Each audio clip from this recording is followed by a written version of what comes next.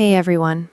If you've ever had to make that final, heartbreaking trip to the vet, if you've ever felt the weight of a silent house after years of hearing paws on the hardwood, then you know that losing a dog isn't just losing a pet. It's losing a family member. It's losing a piece of your heart. I remember sitting on the floor of my living room, holding my dog's favorite leash, and feeling a level of grief that actually surprised me. I felt silly for crying so hard, but the house felt empty. The silence was deafening. And in my grief, I found myself asking the question we've all asked. Will I see them again? Does God have a place for them in eternity? The Bible doesn't give us a yes or no in a single verse, but it does give us a beautiful picture of God's heart for His creation. Today, I want to talk about the longing of creation and why I believe the answer is far more hopeful than you might think. When my golden retriever, Buster, passed away, the world kept moving, but my life felt stuck. People who have never loved a dog don't always get it. They say things like, "It was just a dog," or "You can always get another one." But they don't understand that a dog provides a kind of unconditional love that is hard to find anywhere else. Dogs don't care about your bank account, your mistakes, or your failures. They are the only creatures on earth that love you more than they love themselves. They are a reflection of God's grace in fur. When that presence is gone, it leaves a void that feels strangely spiritual. I found myself looking at the empty spot where his bed used to be and wondering, did that spark of life just vanish? Did God create something so capable of love only for it to end in a grave?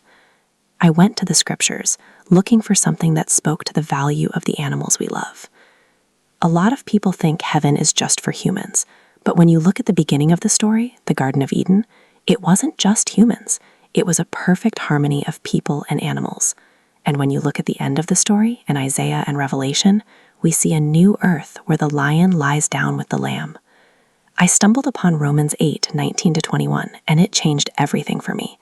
It says, "For all creation is waiting eagerly for that future day when God will reveal who His children really are.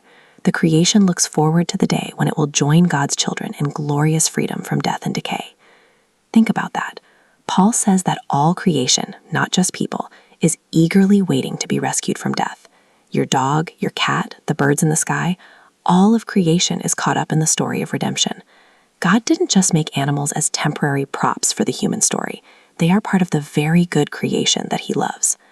Some people argue that animals don't have souls like humans do. While the Bible distinguishes between the human spirit and the animal nephesh, living soul, it never says that animals are disposable. In fact, Jesus said that not even a single sparrow falls to the ground without the Father knowing it.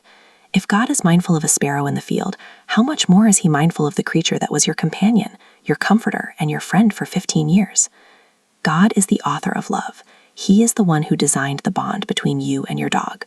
Why would He create such a deep, beautiful connection only to discard it at the end?